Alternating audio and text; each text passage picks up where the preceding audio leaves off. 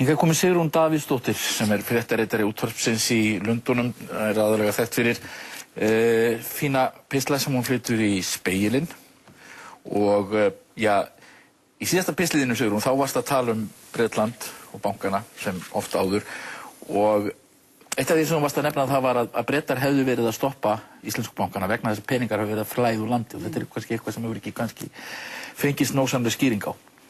Nei, það sem ég var að benda á að þetta var sem sagt réttlæting Breta fyrir því að grípa fram fyrir hendurnar á bönkunum og við vitum hvaða afleiðingar það hafði. Þeir sögðu að það hefði verið að fossa út peningar frá Bretlandi til Íslands og það sem ég var að brydda upp á föstudagskvöldi var einmitt þetta. Af hverju hefur þetta ekki verið athugað vegna þess að þetta myndi leysa svolítið stórt svara dálítið stór spurningu varðandi fall bankana, þetta var náttúrulega mjög atriðaríkt og ég var að hafa samband við ýmsa hér sem að væntanlega hafa þessar upplýsingar eða gætu náð í þær og það eru þessar upplýsingar fjárflæði milli landa eru til, það sem okkur vantar við sjáum heildartölurnar en það sem okkur vantar eru sem sagt þessir tveir bankar, Kaupþing og Landsbankinn. Það verður mjög áhugavert að vita þetta og það myndi, eins og ég sagði í pistlinum að þá væri hægt að skrifa dálítið stóran kafla það sem var að gerast þessa daga. Mér finnst þetta skipta rosalega miklu máli. En þetta eru líklega mjög stóra fjárhæðir sem voru þarna fyrst að bresk yfirvöld tóku eftir þessu og þar verður náttúrulega benda og þeir voru mjög svona pikkandi á þessum tíma. Það var talað fjárflutninga í samband við Lehman. Frá þeim banka voru á hverjum laugardegi eða föstudegi í lok hverrar viku voru flutt sem sagt frá Lehman í London til móðurfyrirtækisins í Bandaríkjunum. Og þannig við erum að horfa á hvort sem við erum að horfa á eitthvað svipað eða hvað, þá þessar spurningar enn ósvarað. Við vitum ekki hvort að Bretar höfðu einhverjar forsendur fyrir því að gera þetta ekki. Ég hef náttúrulega reynt að fá bresk yfirvöld til þess að segja frá þessu og þau vilja ekkert upplýsa og mér finnst að íslensk yfirvöld við höfum hagsmuna að gæta að vita þetta. Já. En það annað sem þú hefur mikið verið að skoða í þínum pistlum og það þetta eignarhald á þessum íslensku fyrirtækjum, íslensku fyrirtækjum, þetta náttúrulega alþjóðleg fyrirtæki og hvað það einhvern veginn sko einkennilega flókið og tengist svona mörgum dularfullum stöðum í veröldinni. Já, ég hef einmitt fjallað þetta í Speglinum og skrifað svo grein í Tíund sem tímarit Ríkisskattstjóraembættisins þetta sama, núna síðasta tölblaði og það sem við sjáum að það sem ég hef einkum verið að horfa á, það eru sem sagt bankarnir, íslensku bankarnir, það eru fyrst og fremst Kaupþing og Landsbankinn í Luxemburg. Þeir voru sem sagt með útibúð þarna og við sjáum það gríðarlega mikið af fyrirtækjum stofnað á vegum íslenskra aðila og ég getum tekið sem dæmi þessar þrjár svona blokkir, það eru sem sagt Novator fyrirtækin það eru Björgólfur yngri aðalega. Já, það er Björgólfur Thor sem á Novator, síðan það Böks fyrirtæki og svo Exista og ef við byrjum aðeins á Novator þá sýnist mér svona í fljótu bragði og að það séu, þau fyrirtæki sem ég hef litið á, það eru 23 fyrirtæki sem hafa verið stofnuð í Luxemburg sem að tengjast Novator. Þessi fyrirtæki eru sem sagt annars eru ýmist í Kaupþingi eða Landsbankann og reyndar færð þarna á milli og bara svona Novator með fyrirtæki í Kaupþingi líka? Nei, það sem sagt Kaupþing að stofna fyrirtæki fyrir Novator sem þó yfirleitt Landsbanka megin. Já, einmitt, en þau hafa verið stofnuð til dæmis í Kaupþingi og svo á tímaspunkti eru færð yfir í Landsbanka. Það er heimilisfang fyrirtækjanna. Og það sem við sjáum að tökum til dæmis dæmi af fyrirtæki sem heitir Novator Finance Bulgaria. Þetta fyrirtæki stofnað í maí 2005. Stofnandi fyrirtækisins fyrirtæki sem heitir Novator One LP og skráð á Cayman. Þannig að þetta fyrirtæki stofnar fyrirtæki í Luxemburg. Síðan verða svona ýmsar hreyfingar á þessu fyrirtæki. Það sem gerist til dæmis að Novator One Cayman, stofnandi fyrirtækisins, afhendir þetta fyrirtæki til fyrirtæki sem heitir Valhamar skráð í Luxembourg, Valhamar skráð í Luxembourg, hefur verið stofnað af fyrirtæki á Tortólu, þú ert sennilega búin að missa þráðinn þarna, en síðan sem sagt á einhverjum ákveðnum tímaspunkti að þá Valhamar eigur hlutaféð í þessu Novator Finance Búlgaríu með því að færa inn franskt fyrirtæki. Og þá þegar að fyrirtækið svo Novator Finance Búlgaría leyst upp í árslok 2007, þá rennur allt til Valhamars á Tortólu eða Jómfrúreyjum og þetta þá orðnar 61,5 milljón evra.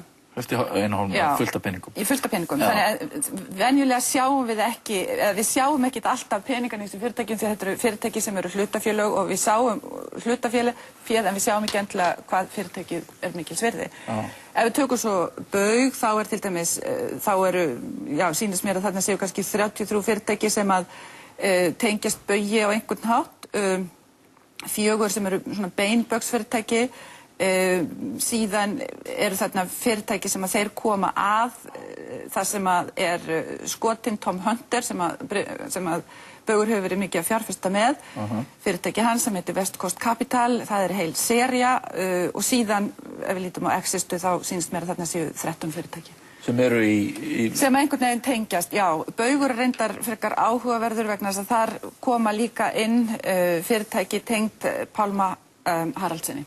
Það eru cirka bara 11 fyrirtæki sýnist mér. Þannig að Kaupþing og Landsbankinn í Lux þetta kannski dálítið lykillinn að þessu? Já, mjög svo vegna þess að þó að öll þessi fyrirtæki séu ekki þar að þá koma þessi tveir bankar mjög víða við sögu hjá íslenskum fyrirtækjum, já. Og ég hef haft samband við fjármálaeftirlitið í Lux og þeir fræddu mig á því að já, vissulega það þannig að félög mega vera stofnendur og þá sjáum við ekki hverjir eigendur félagana, hins vegar eru reglurnar í Luxembourg þannig eins og alls staðar annars staðar á Evrópska efnahagssvæðinu að bankarnir verða að fylgja þessari reglu, þeir verða að þekkja sinn viðskiptamenn.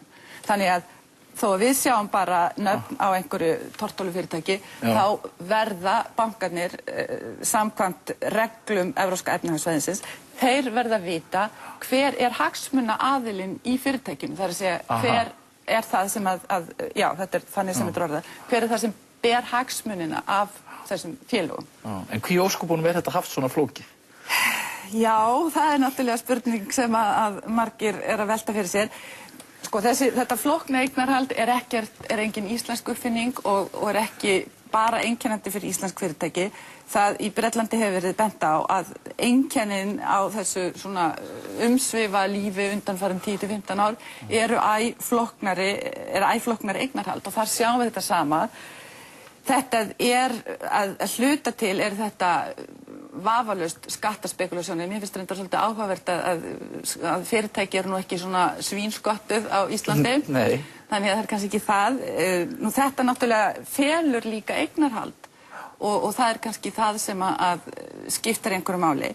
En við verðum náttúrulega að hafa í huga að bæði hér á Íslandi og annars staðar, þá komin upp lögfræðinga og endurskoðenda sem eru sérhæfðir í að þekkja skattareglur og kunna inn að þar og vita hvað hægt að gera og þetta allt löglegt að sjálfsögðu eins og þetta blasir við okkur núna en maður sem sagt getur þetta vakna ýmsar spurningar af hverju þetta sé gert.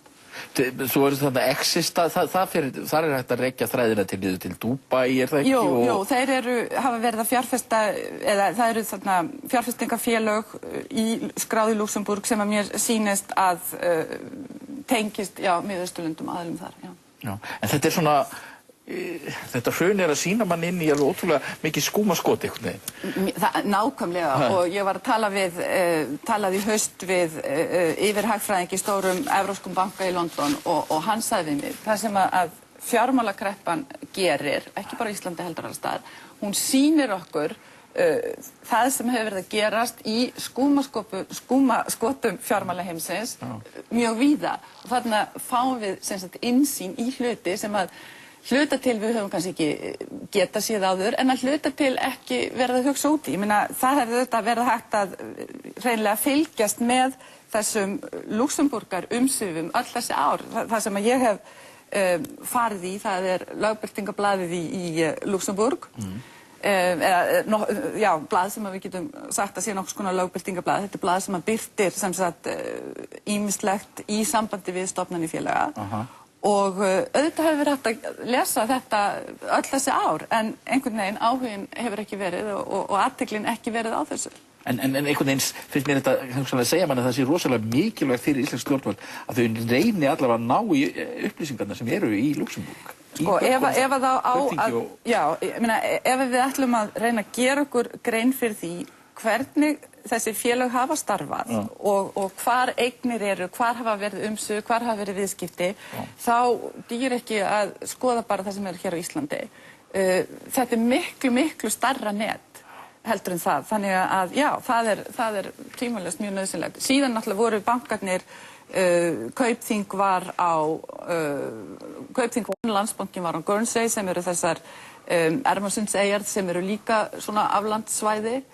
Þannig að Luxemburg dugir kannski ekki til, en mér sýnist samt að Luxemburg hafi verið dálítið lykill staður í þessum umsvifum. Þannig að, og þar getum við þá líka séð að það er verið að stofna félög þar og það koma þá við sögu þeirra stofnuna félög sem að íslenskir aðilar greinlega eiga mjög víða á Cayman, á Jómfrúreyjum, Gíbraltar, Kýpur, Panama, mjög víða. Já, alltaf þessu skrýtnu stöðum. Já, sem að allir hafa náttúrulega ákveðin einkenni.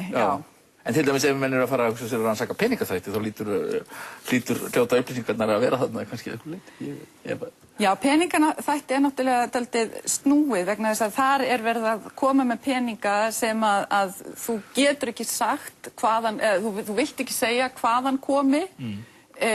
Og þú verður að koma þeim einhvern veginn inn í fyrirtæki sem að þú síðan, þar sem að peningarnir geta síðan komið fram í opna hagkerfið, eða inn í bankakerfið.